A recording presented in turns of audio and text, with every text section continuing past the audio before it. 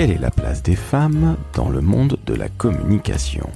Le sujet est vaste, j'en conviens, et c'est pour cette raison que j'ai voulu lancer une mini-série avec des femmes, et je l'espère des hommes, qui vont s'exprimer sur le sujet. En effet, la communication est un métier très féminin, je ne vous apprends rien, et très souvent, les directeurs de la communication sont des messieurs et non des dames. Je mets néanmoins un très gros bémol dans le secteur public, puisque la parité est quasiment de mise. Et félicitations au passage. Néanmoins dans le privé, même si les choses bougent, ce n'est pas encore tout à fait le cas. Alors je pars explorer, avec mes invités, cette problématique de la place de la femme dans le monde de la communication. J'ouvre aujourd'hui le bal avec Céline Branaroche et Juliette Roger. Toutes deux vont vous dire exactement ce qu'elles ont sur le cœur. Et sincèrement, vous pouvez les féliciter, car elles ont été courageuses et brillantes à la fois. Alors j'espère que vous apprécierez ce premier épisode de cette mini-série. Il y aura d'autres femmes qui vont venir s'exprimer, je l'espère encore une fois des hommes également. Et d'ici là, n'hésitez pas à noter 5 étoiles sur Apple Podcast et Spotify, et bien sûr à vous abonner au podcast. Je suis Laurent François, fondateur et dirigeant de l'agence Maverick, et sachez-le, j'ai été élevé par 2 femmes, ma mère et ma tante. Je suis entouré de femmes et c'est bien normal que je leur rende quelque part cet hommage amplement mérité dans nos beaux métiers de la communication. Très bonne écoute en compagnie de Céline et Juliette. Et à très vite pour de nouveaux épisodes de cette mini-série sur la place des femmes dans la com.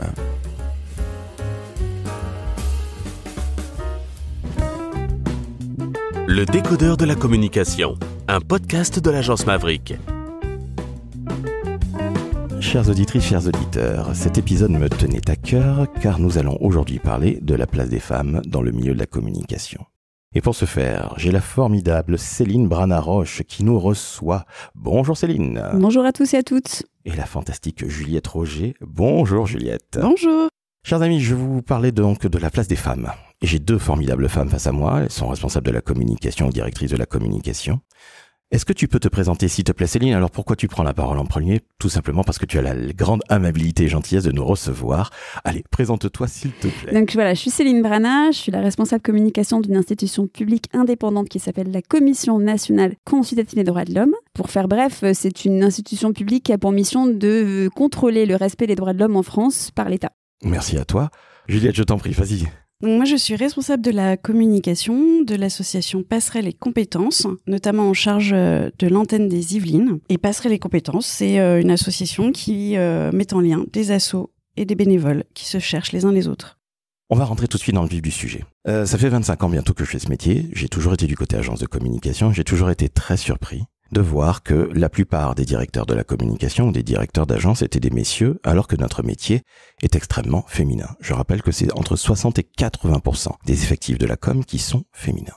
J'ai envie de dire que communication égale métier fait de femmes, mais responsabilité d'hommes, je ne trouve pas ça du tout normal. Ça a plutôt tendance à m'agacer depuis un quart de siècle. Qu'est-ce que vous en pensez, mesdames ? Je commence avec toi, Céline.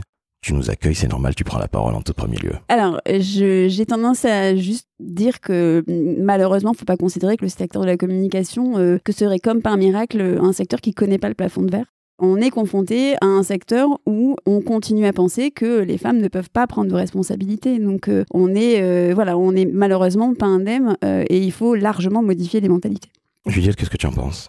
J'en pense que effectivement, il y a beaucoup de femmes qui sont dans la communication à des postes ou des responsabilités qui, à un moment donné, ne leur correspondent plus à leur parcours et qui vont être sur des postes, comme tu dis, inférieurs, ou en tout cas chargés de communication, alternance, etc. Et qu'effectivement, à un certain niveau, on retrouve plutôt des hommes.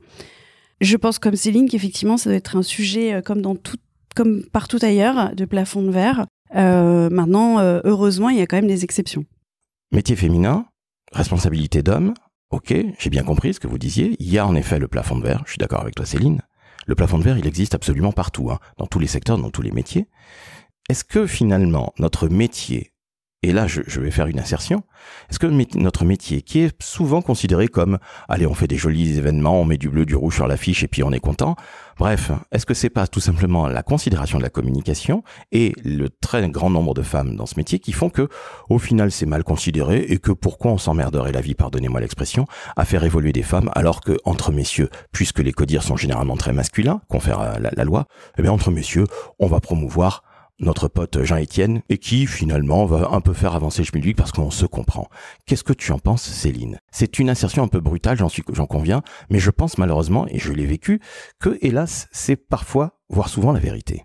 Alors, je sais pas si je dirais que c'est forcément des potes qui veulent se céder. Il y a clairement de la part des personnes qui sont au poste de dirigeants d'entreprise, une vision de la femme en responsabilité qui est dégradante. En tout cas, qui la considère comme étant une personne qui ne peut pas tenir...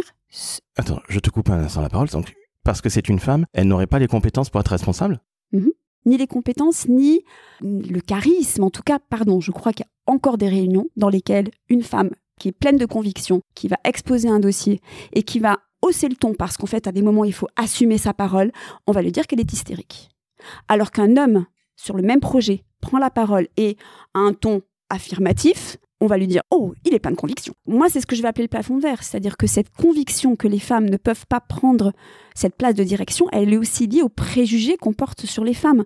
Donc, c'est pas juste considérer que c'est du copinage, c'est clairement se dire qu'une femme qui a des responsabilités, elle va être diminuée, en fait, réduite, critiquée. Alors qu'elle soit critiquée, c'est normal, parce que quand on est à la tête, on s'expose et on se fait critiquer. Et d'ailleurs, qu'on soit un homme ou une femme. Mais Juliette, qu'est-ce que tu penses de ce que vient de dire Céline ? L'idée n'est pas de critiquer, mais moi je t'avoue, Céline, que je trouve ça absolument hallucinant. Je trouve ça d'un ancien temps, mais qui date du Moyen-Âge. Donc, parce que c'est madame, elle n'est pas à la hauteur. Juliette, qu'en penses-tu ?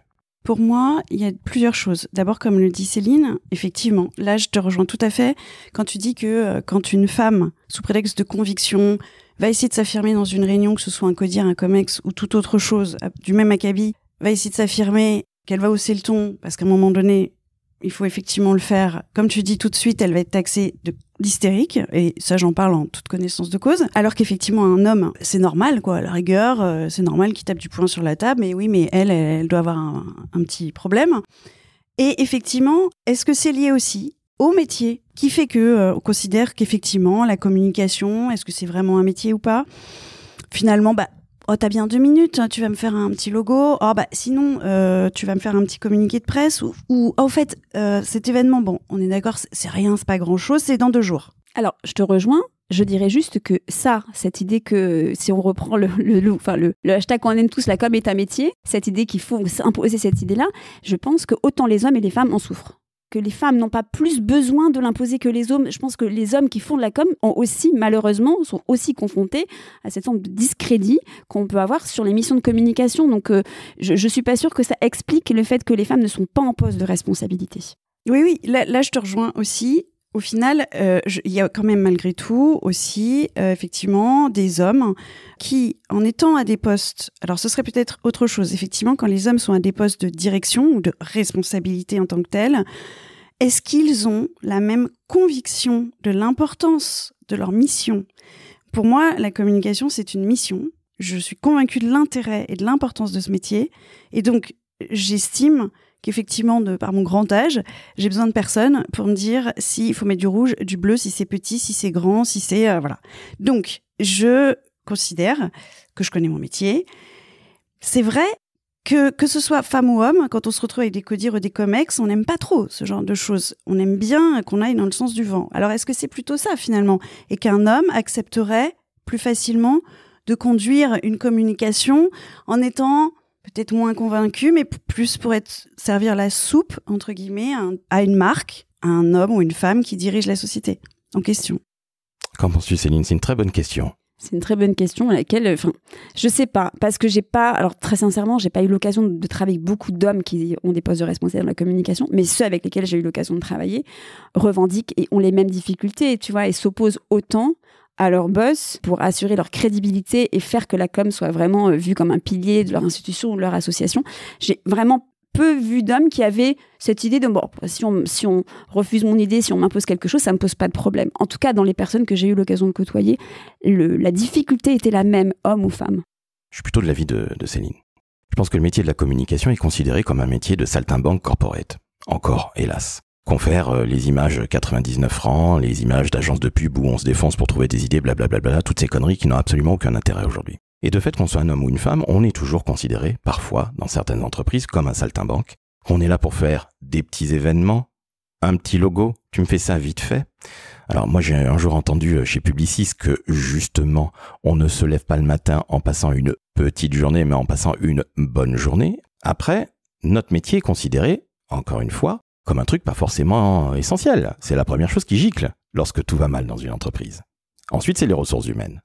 Maintenant, je reviens à ce que nous disions vis-à-vis de la place des femmes dans l'entreprise. Est-ce que vous ne pensez pas que finalement tous ces codires très masculins ont une représentation certes négative, voire relativement neutre dans le meilleur des cas, en tout cas pas si positive que ça de notre métier, et que le fait que ce soit très féminin, ils se disent c'est finalement non pas une fonction stratégique, même pas une fonction support, mais tout simplement une fonction subalterne. Juliette, qu'en penses-tu ? Peut-être, je me suis pas vraiment posé la question comme ça. Moi, j'ai souvent eu à voir ou à penser qu'effectivement, la communication était une fonction support. Moi, on m'a toujours dit, en fait, ton métier, c'est bien, hein, mais ça rapporte pas d'argent, ça en coûte beaucoup. Ok. Pour autant, effectivement, je sais pas si c'est parce que c'est vu comme un métier annexe qui ne sert à rien et qu'effectivement est le premier qui doit gicler. Or, on sait bien que pour autant, une marque, quelle qu'elle soit, une marque ou une institution, a besoin de communiquer. Parce que je rappelle quand même que communiquer, c'est mettre en commun.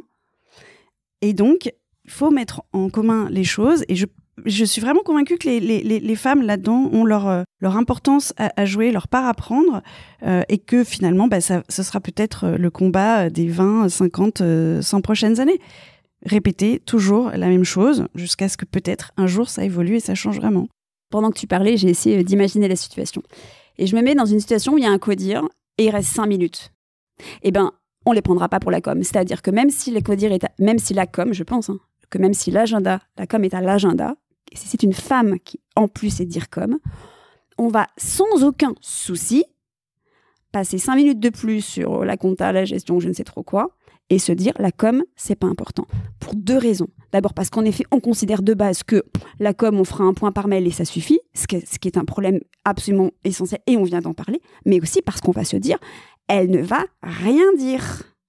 Elle va sortir de la salle et ne pas ouvrir sa bouche et dire « Je ne suis pas d'accord, vous allez tous reculer votre pause café de 10 minutes ». Elle va avoir peur de le dire ça, encore.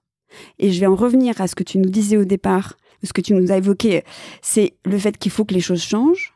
Je crois que ça, il faut le changer chez les femmes aussi. Ah, merci. Il faut changer et les hommes et les femmes. Mais je jette pas la pierre aux femmes. Je crois qu'il faut impulser un changement chez les deux. Je crois qu'on ne pourra, dans quelque monde que ce soit, le monde du business en général et en particulier dans la communication, les choses ne pourront se faire qu'à partir du moment où nous, les hommes, laisserons de la place. Maintenant, Céline, tu me parles de quelque chose qui est extrêmement important à mes yeux. L'attitude. Tu es en train de nous dire que certaines vont pas l'ouvrir parce qu'elles ont été finalement bien élevées. Fais des études, fais ton bac plus 5, fais un beau métier, mais surtout viens pas trop la ramener. Je trouve ça absolument insupportable à entendre. Alors, ce n'est pas une critique vis-à-vis de toi en aucun cas, hein, mais c'est fou. Mais c'est pas parce qu'elles sont bien élevées, c'est parce qu'elles auront pas le soutien des autres. C'est parce que derrière, elles savent pas ce qui... Je dis pas qu'il y a une atmosphère velléitaire dans le cas des entreprises. Je pense juste que autant les codires masculins, entre guillemets, vont se soutenir entre en disant oui, il faut que chacun prenne la parole, c'est hyper important. Par contre, une femme qui va vouloir dire moi, je suis dire com et je veux qu'on parle de la com, elle va pas être soutenue par des autres qui vont dire oui, écoutez, on va prendre 10 minutes de plus. C'est ça ce qui se joue. Et du coup, elle prend sur elle s'efface. Et derrière... Encore une fois, je pense qu'il y a des femmes qui, malheureusement, si elles osent ouvrir la parole, peuvent se voir reprocher d'avoir pris la parole. Je crois qu'il y a des contextes... Moi, j'ai la chance de ne pas évoluer dans un contexte comme ça, mais je pense qu'il y a des contextes dans lesquels ça peut se passer. Et quand ça ne se passe pas officiellement, je ne suis pas sûre qu'il n'y ait pas des remarques derrière. Parce que c'est une femme qui a pris la parole et qu'on va dire « Oh, elle s'est un petit peu énervée à la fin de la réunion ». Alors là, je ne peux être que d'accord à 200%. Pour l'avoir vécu, vu et vécu et revécu, qu'effectivement, pendant des réunions, des codires ou comex, encore une fois, peu importe le nom, on essaye de dire oui. Alors, il y avait quand même un sujet de com.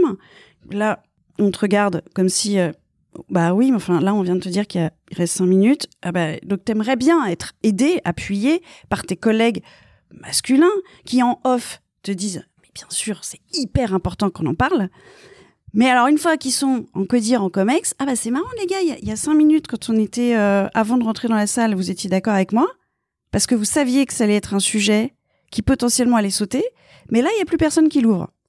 Ça, c'est une réalité. Alors, moi, je suis toujours très étonnée parce que je suis très naïve et je pense que quand les hommes autour, avant, me disent « Oui, c'est un sujet, il faut qu'on en parle, t'as raison, il faut absolument qu'on en parle aujourd'hui », et puis en réunion, tu sais que ça passe à l'as, et tu regardes tes collègues, du regard, tu les cherches pour qu'ils t'appuient, et là, c'est marrant, il n'y a plus personne. Et donc, tu sors de là, forcément, t'es énervé, forcément, t'as de la frustration, t'as de l'énervement, et effectivement, à un moment donné, soit tu l'ouvres, et tu dis « Non, mais attendez, les gars, vous foutez... » Enfin, là, et on te dit « Oui, mais tu t'as bien vu, finalement, il n'y avait pas le temps. » Enfin, voilà. Tu as surréagi. Voilà, tu as surréagi, t'as bien entendu, elle a dit, ou il a dit qu'on ferait ça, là. Non, c'était aujourd'hui qu'il fallait le faire. C'était aujourd'hui qu'il fallait le faire. Effectivement, on va dire dans les tables ou comitologie interne des institutions ou des entreprises, il y a un manque de soutien à la fonction communication et effectivement, peut-être encore moins quand c'est une femme. Et je crois pas que même les hommes aient conscience de ça. Je dis pas qu'il n'y a pas parfois un comportement vraiment, elle nous saoule. Mais je pense, pour l'avoir vécu aussi à la CNCDH, qu'il y a parfois des biais, un comportement discriminatoire, désobligeant, par, des petites remarques qui, pour certaines personnes, peuvent passer inaperçues, mais qui ont un vrai poids, y compris sur la femme, en fait, qui ne va finalement plus oser prendre la parole. J'insiste là-dessus parce que quand on évoquait le fait qu'il fallait que les changements aillent dans les deux, enfin que ça soit pour les hommes qui sont à des postes de direction, tant pour les femmes qui doivent oser prendre des postes de direction, c'est que parfois, c'est pas volontaire, c'est pas sciemment qu'ils évacuent les femmes, c'est malheureusement par un comportement de non prise en compte de non-regard que l'évitement se met en place. Tu vois, et du coup, je pense que la sensibilisation qui doit être mise en place, elle est clairement sur du comportement, en fait, de tous les jours. Et j'ai même envie de vous dire, sur de l'éducation, et ce depuis depuis le plus jeune âge. La question, c'est ça, c'est l'éducation depuis le plus jeune âge.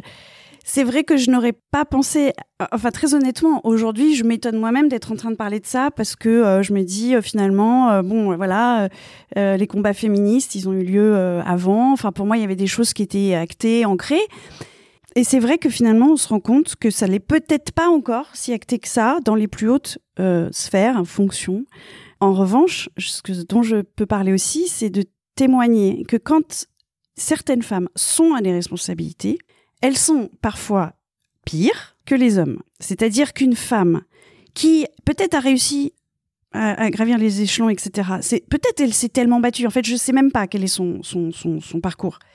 Mais j'ai, pour le coup, moi-même été très surprise de souvent voir des femmes qui, du coup, sont encore, pire qu'un homme, en tout cas, qui ont toutes les facettes d'une personne toxique et qui vous vendent, genre, la nana a l'air super sympa, super abordable, en fait, juste détestable avec l'ensemble du monde. Elle va tout le temps s'énerver, elle va tout le temps se fâcher, elle va tout le temps parler mal, elle va tout le temps crier. Voilà. Et est-ce que ça, du coup, ça rend service à la femme d'une manière générale? J'en suis pas certaine. Certes, elle est arrivée à des hautes fonctions, mais enfin, au final, franchement, non, ça donne pas envie, ça fait pas rêver, hein. Alors, on est bien d'accord, en effet, Juliette, que les femmes ou les hommes n'ont pas nécessairement le monopole de la malveillance, si je puis dire. Mais tiens, en fait, j'ai une question comme ça qui me vient à l'esprit, qui n'a strictement rien à voir avec ce que tu viens de dire. Est-ce que vous êtes capables, Céline et Juliette et Céline, de me citer comme ça, à brûle-pourpoint, une DIRCOM qui est une rockstar? Eh ben merci pour votre petit blanc. Alors moi je pense à une femme, mais elle n'est pas... Elle n'est pas DIRCOM. Voilà. Elle est en agence. Ouais. On la salue? Ouais, on l'aime beaucoup. Mercedes Serra. Exactement. On est bien d'accord que finalement la grande papesse de la communication s'appelle Mercedes Serra, elle est de l'autre côté, du mien, en l'occurrence chez BETC, côté agence. Il n'y a pas deux côtés, il n'y a pas deux mondes, il n'y a pas deux salles, deux ambiances, mais en tout cas, c'est la grande papesse de la communication. Mais quand on veut citer une DIRCOM, aujourd'hui, éventuellement, Madame Mandine, qui était chez Orange, parce que Orange est une des plus grandes marques de France, mais globalement, on est incapable de citer une femme DIRCOM qui prend l'exposition. À l'inverse, on va saluer notre ami Fred Fougerat, Voilà. qui est un homme absolument incroyable et qu'on adore tous autant qu'on est et qui a le fameux hashtag La com est un métier. Merci Céline, et qui s'est énormément battu et qui se bat au quotidien justement pour la place des femmes. Donc on te salue Fred. Je vais revenir à quelque chose qui là va être encore plus brutal, pardonnez-moi par avance. Je vous pose une question, je suis même mal à l'aise en la posant, mais je vais quand même le faire. Est-ce que vous avez vu une seule dire com, femme, vous avez bien compris, ou responsable com, dans quelque entreprise que ce soit, publique, privée, qu'importe. Est-ce que vous avez vu une seule dire com qui soit moche? Si je vous pose la question, c'est parce que je me suis demandé, est-ce que les femmes, vous avez le droit d'être finalement pas apprêtées, d'être 100% ou 200% ou 300% naturel. Quand je parlais de mocheté, c'était évidemment pour faire mettre un peu le pied dans le plat, mais je n'ai jamais vu de dire comme, ni de près ni de loin, qui n'était pas apprêté. Et vous me le prouvez aujourd'hui, et bravo à vous, mais je me suis posé la question, pas plus tard que ce week-end, et en 25 ans de métier, j'ai jamais vu une seule dire comme qui n'était pas tirée à 4 épingles.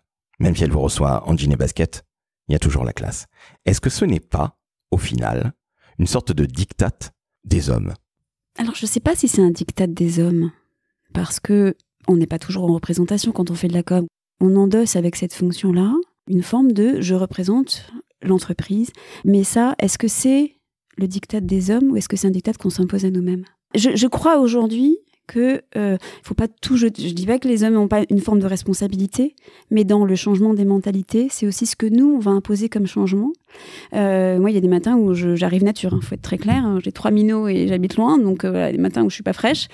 Encore une fois, j'ai évolué dans un environnement très particulier avec une. Voilà, je suis pas dans une entreprise et on a une équipe très bienveillante. Mais je crois quand même que c'est de la com, quoi, et que en fait que ça va avec les attributs. Ça peut aller avec les attributs de la com, en fait. Parce qu'on est dans un métier de représentation, malgré tout. Maintenant, là où je te rejoins, Céline, c'est qu'alors moi, il y a des matins, franchement, donc ok, je vais pas y aller en jogging parce que de toute façon, voilà, c'est pas ça, mais enfin, là, il se trouve que je m'étais apprêtée ce matin, mais voilà, pas spécialement pour notre podcast, mais pour d'autres choses. Et voilà, le temps a joué contre moi. Mais honnêtement, arriver la tête en vrac et tout... moi, ça me pose pas de problème. J'ai beaucoup plus de mal avec justement cette nécessité de se dire, et je l'ai vu encore ce matin, est-ce que c'est une fonction liée à la fonction de dire comme, ou c'est plus avec ce que les femmes et les hommes s'imposent à eux-mêmes aujourd'hui, même les hommes. Hein, enfin, je suis désolée, mais avec les réseaux sociaux, pour le coup, il faut toujours être machin, les filtres et tout. Ça, je sais pas si c'est lié vraiment. Je mettrais pas forcément ça sur le compte du métier de directeur ou de responsable de communication, mais plus d'une façon générale aujourd'hui sur comment on doit être à l'extérieur. Bon, vous n'êtes pas tombé dans le piège. Alors, c'était pas forcément un piège, mais je vous le dis très honnêtement, je considère que la plupart des dirigeants d'entreprise, alors je parle pas des dirigeants dans des grandes world companies, évidemment on a toujours un dress code, parce que c'est de ça dont il s'agit au final. Mais moi qui représente les entrepreneurs, parce que j'en ai beaucoup représenté dans ma vie, on s'habille, vous l'avez bien vu, moi je suis pas habillé, je suis pas apprêté. Et ça, un homme peut se le permettre. Je ne suis absolument pas convaincu qu'une DIRCOM puisse se le permettre. Quel que soit le secteur dans lequel elle travaille, qu'elle soit par exemple dans des startups ou dans le sport ou blablabla, des trucs où on est soi-disant plus cool, j'en mets ma main à couper et vous venez de me le confirmer, elle se le permettra absolument pas. Alors là-dessus, je te rejoins parce que j'ai notamment en tête un truc à la télé il y a pas longtemps, je crois que c'était Mark Zuckerberg. Ce gars-là, franchement, si tu sais pas qui c'est, il ressemble juste tellement à rien.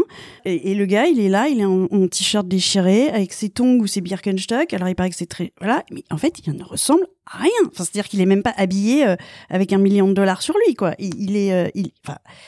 Et c'est vrai, là-dessus, tu verrais pas l'équivalent femme qui oserait se montrer comme ça, pour le coup. Mais est-ce que... Enfin, je sais pas comment l'expliquer. En même temps, ça déconstruit. C'est vrai que ça permet de déconstruire. Tu vois, Mark Zuckerberg, tu te dis... Oh ça va, c'est bon si c'est juste ça, finalement, pourquoi pas. Mais est-ce que lui, il va faire... On part du principe que c'est un mec qui est tellement brillant, tellement intelligent, que son intelligence va compenser peut-être son manque d'après physique, je ne sais pas.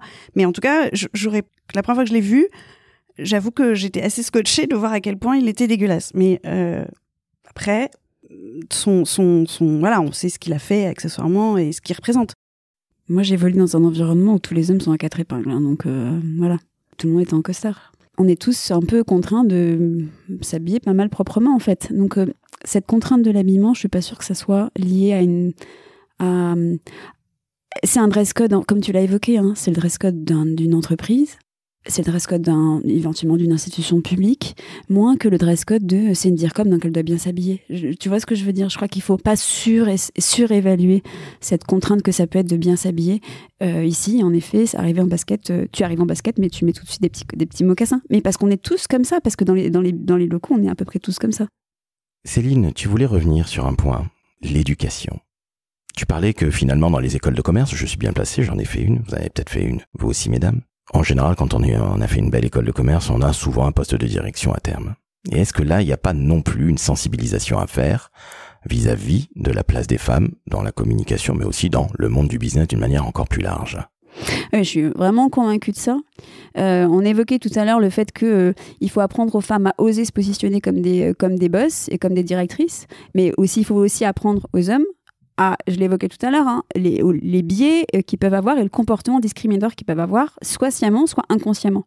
Et clairement, je pense que cette formation-là, c'est dès le plus jeune âge qu'il faut la faire. Alors, le plus jeune âge, on ne va pas les prendre au berceau non plus, mais ces biais-là, ils s'instaurent quand ils sont en terminale, quand ils vont commencer leurs études. Donc, je suis assez convaincue que dans les formations d'école de commerce, il peut tout à fait y avoir des échanges avec nous, on travaille avec des cabinets de conseil, des cabinets qui font des formations de sensibilisation à la discrimination. Et il faut sensibiliser ces hommes qui vont être amenés à avoir, ces hommes et ces femmes, qui vont être amenés à avoir des postes de direction, de vraie direction, de direction d'entreprise, en tout cas qui visent ça, ou de conseil d'ailleurs, qui doivent être sensibilisés justement parce que c'est eux aussi qui vont impulser un changement et qui vont, à la fin de la réunion, dire « Ok, on prend 10 minutes de plus et on va parler comme ». Et qui vont ouvrir la porte aux femmes. Qu'est-ce que tu en penses, Juliette? Je suis malheureusement et absolument désolée d'être complètement d'accord. Et je dis désolée parce qu'effectivement, on est quand même juste en 2023. C'est incroyable d'en être là parce qu'encore une fois, je pense que c'est en parlant, peut-être aujourd'hui, parce qu'on avait déjà effectivement engagé aussi cette discussion il y a quelques jours, que effectivement, je sais que tu as posé la question, Laurent, à Mercedes Serra. Et en fait, moi, je m'étais jamais vraiment posé cette question comme ça, mais tout ce qu'on peut dire aujourd'hui, sont des faits vécus, vus. Mais ça veut dire qu'on a un putain de boulot à faire, mais qui, je dirais pour le coup aussi, dès le plus jeune âge et bien avant des écoles de commerce et autres, parce que moi, j'ai 2 garçons à la maison. J'ai 2 garçons, je parle de mes enfants. Je les fais participer, je veux dire, il n'y a pas de sujet là-dessus. Mais je pense qu'intrinsèquement, ils ont ce sentiment de... Alors, je sais pas comment il faut le dire, supériorité entre guillemets. En tout cas, ils vont avoir en tête, je pense, des tas de schémas ou d'hommes incroyables. Mais je pense, je vais le faire ce soir en rentrant. Je vais leur dire, est-ce que vous avez en tête une femme que vous admirez ou que vous avez particulièrement en tête? Je crois qu'il y en a pas un qui saura me répondre. Donc finalement, c'est pas une école de com, c'est de commerce ou autre. C'est bien avant. Et je me dis, waouh, moi-même, où ai-je failli finalement? Mais Juliette, ils te répondront que c'est évidemment maman qu'ils admirent le plus. Non, j'ai assez... Alors là, j'ai aucun doute là-dessus. Bon, ça c'est autre chose. Avant qu'on ne se quitte, et là je te passe la parole, évidemment Céline, je rappelle que tu nous reçois, c'est pour cette raison-là.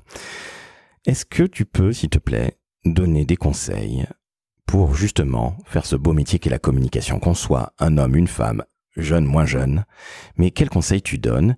Et un autre conseil que tu donnerais peut-être par exemple aux messieurs ou aux dames pour quelque part s'affirmer et faire en sorte que ce métier devienne beaucoup plus, égalitaire si je puis dire. Alors, un premier mot qui vient qui veut dire oser, parce que je me suis un peu même vraiment appliquée à mon propre parcours de vie. Oser, ça veut dire oser ouvrir la porte en sachant pas forcément ce qu'il y a derrière. Mais quand on ouvre la porte derrière, il y a des belles rencontres, parfois des rencontres qui peuvent être compliquées, mais il y a aussi des très belles rencontres. Donc, provoquer la rencontre en osant. Et après, pour la com, je dis souvent, je suis mentor dans le réseau My Job Glasses, et je dis souvent aux jeunes, soyez curieux. Pour moi, c'est indispensable dans la communication. Curieux, d'abord de la société qui vous entoure, des gens pour lesquels vous allez faire de la com, mais des gens avec lesquels vous travaillez. C'est vraiment un métier où il faut être les écoutilles ouvertes en permanence et hyper curieux des gens qui nous entourent, parce que c'est comme ça qu'on construit la com, une com efficace. Enfin, on pourrait mettre tous les attributs qu'on va derrière, mais la com, il faut aussi la porter et l'incarner, en fait. C'est aussi ça qui donne envie. Enfin, notre capacité à embarquer les gens dans notre communication, c'est parce qu'on les embarque dans cette aventure-là. Et du coup, il y a une vraie l'enjeu de curiosité humaine. Hein. Enfin, voilà, il y a plein d'aspects dans la curiosité. Je trouve que c'est un mot-clé pour moi. Et après, je ne sais plus la deuxième question que tu m'as posée. Non, mais tu as répondu aux 2 questions. Quel talent, bravo. Alors là, je te rejoins encore à 200%. Pour moi, c'est le mot-clé, c'est la curiosité. Homme, femme, enfant, pas enfant. Qu'on ait 60, 80 ans, c'est garder cette curiosité à l'esprit. Non, mais parce que c'est ce qui permet de vivre, en fait. Si on n'est plus curieux, si on n'a plus envie de savoir ce qui se passe, ce qui va se passer demain, après-demain, si on n'est pas curieux de découvrir et de comprendre. Moi, je découvre tous les jours plein de choses et c'est ce qui permet aujourd'hui de continuer à apprendre. Il faut avoir aussi, je pense, apprendre à apprendre. Enfin, en tout cas, cette capacité à se remettre en question. Toujours considérer que rien n'est acquis, rien n'est figé, surtout pas dans la communication, évidemment, puisque ça évolue tous les jours. Et pour finir, je suis désolée parce que j'ai vraiment Voilà, il y a un certain monsieur, encore une fois, un super DIRCOM, qui dit que dans ce qui est important dans la communication, monsieur Fougera, pour ne pas le renommer, c'est le fait d'avoir le goût des autres. Et alors ça, pour moi, le hashtag le goût des autres, hashtag la com est un métier, on a tout dit. Donc le goût des autres, il faut l'avoir. Il faut. Si on l'a pas, il faut pas faire de la com, quoi. En gros, c'est ça. La communication, ça nécessite d'être ouvert, de parler et de mettre en commun. Et mettre en commun, pour les humains, c'est avoir le goût des autres, vraiment. Eh bien, c'est là-dessus qu'on va se quitter, mesdames. On finit par parler quand même, c'est incroyable, de Fred Fougera. Bravo, c'est l'homme qui nous vient, c'est le top of the mind. Bon, bravo Fred, on le salue. On salue évidemment Agathe-Veil à laquelle il est associé, évidemment. Tu voulais dire quelque chose, Juliette? Oui, non, juste pour finir, je voulais juste confirmer que je ne suis pas payée par Frédéric Fougera, que je n'ai rien à toucher sur la vente de quoi que ce soit. C'est vraiment une conviction profonde et parce que j'ai découvert et lu tous ces bouquins et que finalement ça va tellement mieux en le lisant. Donc voilà, juste je confirme que je ne touche aucune royalties.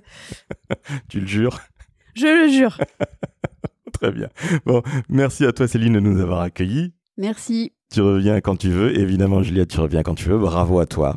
Merci d'avoir eu, et toutes les deux, d'avoir eu vraiment ce verbe haut, parce que vous avez parlé sans langue de bois. Alors, j'ai horreur de ça, mais de toute façon, personne ne parle avec la langue de bois dans le décodeur de la com. Donc, sincèrement, mesdames, vous avez été au top. Bravo Céline et merci encore. Avec plaisir. Ouais, merci à toi Céline. Et puis, accessoirement, on s'est bien amusé quand même aussi. Ah, s'amuser, c'est une chose, mais ça, c'est le plus fondamental dans la vie, qu'on fasse de la com ou pas.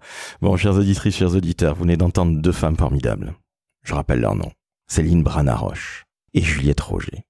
Donc vous allez sur LinkedIn, vous les demandez en contact. Si vous avez envie d'avoir des mentors. L'une est mentor, les 2 sont mentors finalement. Donc allez-y. Et surtout, pour moi, le petit décodeur de la communication, faites-moi le plaisir de vous abonner au podcast et surtout vous mettez 5 étoiles sur Apple Podcast et sur Spotify. Céline, merci encore. Avec plaisir Laurent. Et Juliette, merci encore. De rien, c'était un grand plaisir. J'étais en train de vous dire au revoir, mais je vais oublier une question absolument fondamentale. Juliette, Céline, Juliette, est-ce que vous pouvez, s'il vous plaît, nous faire un magnifique florilège de toutes les beaufries stupidissimes auxquelles vous avez eu droit? Allez, on va commencer par Juliette, parce que tu as quelque chose d'assez lourd. Oui, j'ai du lourd, malheureusement. J'ai en souvenir un certain nombre d'événements, ou sous prétexte d'événements officiels, importants, avec des élus, des représentants d'institutions et autres. Effectivement, il y a un événement assez important, donc tout le monde s'est un peu habillé, maquillé, effectivement, peut-être. Ce qui permet à certains hommes de venir vous voir et de vous glisser le petit mot qu'on adore, c'est dites donc mon petit, vous êtes particulièrement, je sais pas, sexy ou je sais pas quoi aujourd'hui, alors que le gars ne parlerait comme ça à personne, et s'autorise à vous passer une petite main dans le dos délicatement comme ça. Alors, je suis pas spécialement #MeToo, mais ce genre de choses qui m'est arrivé à plusieurs reprises, je vois pas pourquoi finalement, t'es qui toi en fait pour t'autoriser à faire ce genre de choses? Et du coup après il revient vous voir en général et puis il vous dit mais du coup je peux avoir des petits fours, hein, je peux avoir une coupe de champagne? Oui, alors en fait le bar etc c'est là-bas. Moi je ne suis pas hôtesse, mais là on est vraiment je parle encore une fois d'événements avec des élus du territoire français, enfin des personnes importantes qui voient ça. Qui voient ce qui se passe d'ailleurs, hein.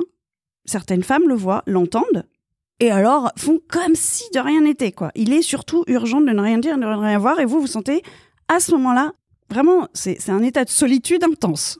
Alors tu es en train de dénoncer le paternalisme, je suis absolument atterré de telle stupidité. Alors on avait parlé de Beaufry, je l'ai dit très clairement, mais là, mon petit, on est un peu dans les années 60 avec les films d'Audiard et avec Nino Ventura. Là, on est complètement là-dedans. Alors maintenant, ça fait quand même référence à des élus qui ont un certain âge, qui représentent, on va dire, une certaine France, peut-être d'aujourd'hui encore, mais en tout cas un petit peu vieillissante. Parce qu'en tout cas, ce que je veux dire par là, c'est que c'était effectivement des élus qui finalement n'ont jamais compris que peut-être effectivement les choses évoluaient et qui ont ce rapport d'une manière générale aux femmes, qui s'adressent aussi, j'imagine, de la même façon à leur assistante, parce qu'elle aura fait, je sais pas, elle aura mis du rimel ou j'en sais rien. Mais en tout cas, ce rapport-là, c'est mon petit, c'est donc. Et puis effectivement, après, vous m'apporterez une bouteille de champagne? Non, toujours pas. Voilà.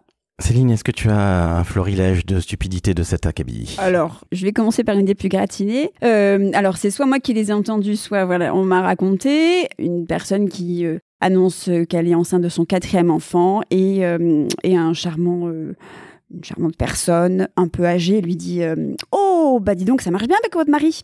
Après, il y en a pas mal autour de la maternité, hein, c'est-à-dire qu'on te demande, quand tu arrives et que tu viens de rentrer de ton 3e congé mat, on te dit, sur les congés, enfin, voilà, donc du coup, vous allez être absente combien de temps avec vos enfants malades? Et là, on répond, non, c'est mon mari qui s'occupe de ça. Là, il y a un gros blanc, voilà, donc gros préjugé. Et puis, il y a la phrase entendue là, dans les couloirs, pour le coup. Ouh, elle est énervée aujourd'hui d'avoir ses règles. Eh bien, on va vraiment se quitter là-dessus sur... je ne sais pas comment dire. On dirait c'est des conversations au bar du penalty. C'est absolument affligeant. Nous sommes, je le rappelle, en 2023. Et non pas en 1963. Ou pire encore, en 1923. Donc, cette fois-ci, c'est la bonne. Je vous dis, chères auditrices, chers auditeurs, à très très vite. Vous vous abonnez 5 étoiles sur Apple Podcasts et Spotify. Juliette, merci à toi. C'était fantastique. Merci à vous deux, en fait. Merci Laurent. Et merci à toi, Céline. Et merci à toi, Céline, encore une fois. Merci aussi à vous deux. Merci à Laurent. Merci à toi, Juliette. Ciao, ciao.